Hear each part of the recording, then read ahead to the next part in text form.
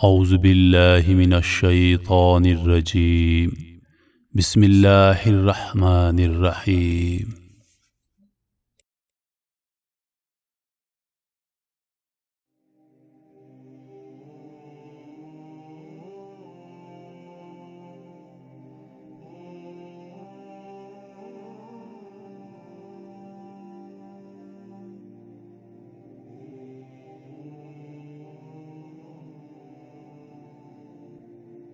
السلام علیکم محترم خواتین و حضرات، میں ہوں روہیل خان اور آپ دیکھ رہے ہیں روہیل وائس چینل۔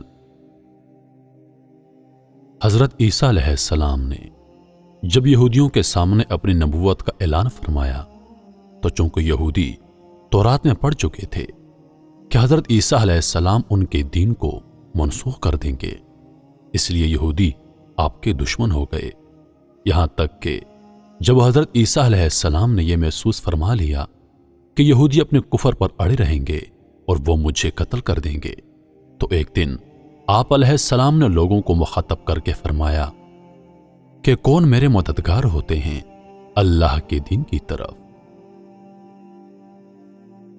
12 یا 19 لوگوں نے یہ کہا کہ ہم خدا کے دین کے مددگار ہیں، ہم اللہ پر ایمان لائے اور آپ گواہ ہو جائیں کہ ہم مسلمان ہیں۔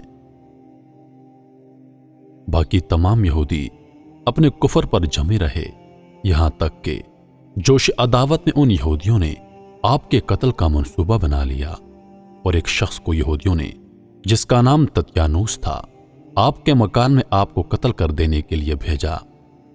اتنے میں اچانک اللہ تعالیٰ نے حضرت جبریل علیہ السلام کو ایک بدلی کے ساتھ بھیجا اور اس بدلی نے آپ علیہ السلام کو آسمان کی طرف اٹھا لیا۔ آپ علیہ السلام کی والدہ جوش محبت میں آپ کے ساتھ چمٹ گئی تو آپ علیہ السلام نے فرمایا، اماں جان، اب قیامت کے دن آپ کی اور ہماری ملاقات ہوگی، اور بدلی نے آپ علیہ السلام کو آسمان پر پہنچا دیا۔ یہ واقعہ بیت المقدس میں شب قدر کی مبارک رات میں وقوع پذیر ہوا۔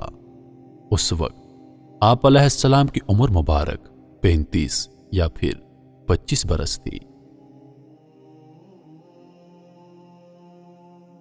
تطیانوس جو آپ علیہ السلام کو قتل کرنے کے لیے آپ کے مکان میں داخل ہوا تھا، جب تطیانوس بہت دیر تک مکان سے باہر نہ نکلا تو یہودیوں نے مکان میں گھس کر دیکھا تو اللہ تعالیٰ نے تطیانوس کو حضرت عیسیٰ علیہ السلام کی شکل کا بنا دیا۔ یہودیوں نے تطیانوس کو حضرت عیسیٰ علیہ السلام سمجھ کر قتل کر دیا۔ اس کے بعد جب تطیانوس کے گھر والوں نے غور سے دیکھا تو صرف چہرہ حضرت عیسیٰ علیہ السلام کا تھا، باقی سارا بدن تطیانوس کا تھا۔ تطیانوس کے اہل خاندان نے کہا کہ اگر یہ مقتول حضرت عیسیٰ علیہ السلام ہیں تو ہمارا آدمی تطیانوس کہاں ہے، اور اگر یہ تطیانوس ہے تو پھر حضرت عیسیٰ علیہ السلام کہاں گئے۔ اس پر خود یہودیوں میں جنگ و جدال کی نوبت آ گئی اور خود یہودیوں نے ایک دوسرے کو قتل کرنا شروع کر دیا۔ بہت سے یہودی قتل ہو گئے۔ اللہ تعالیٰ نے اس واقعے کا ذکر قرآن مجید میں کچھ اس طرح بیان فرمایا ہے، جس کا ترجمہ ہے، اور کافروں نے مکر کیا اور اللہ نے ان کے ہلاک کی خفیہ تدبیر فرمائی، اور اللہ سب سے بہتر چھپی تدبیر والا ہے۔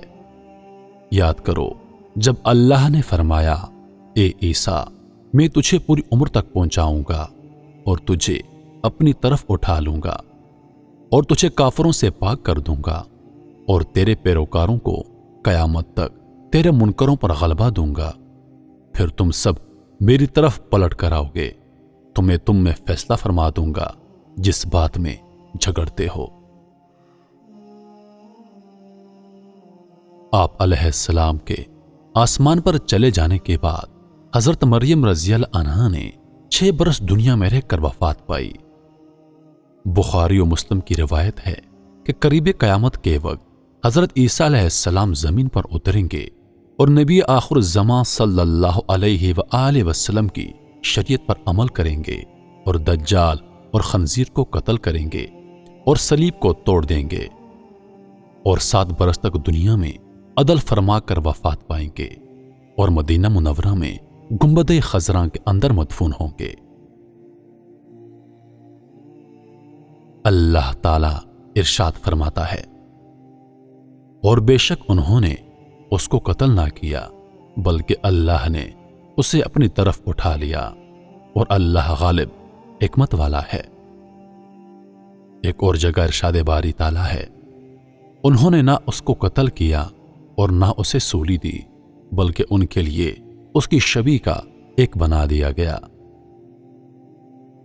محترم خواتین و حضرات، خلاصہ یہ ہے کہ حضرت عیسیٰ علیہ السلام یہودیوں کے ہاتھوں مقتول نہیں ہوئے اور اللہ نے آپ علیہ السلام کو آسمانوں پر اٹھا لیا۔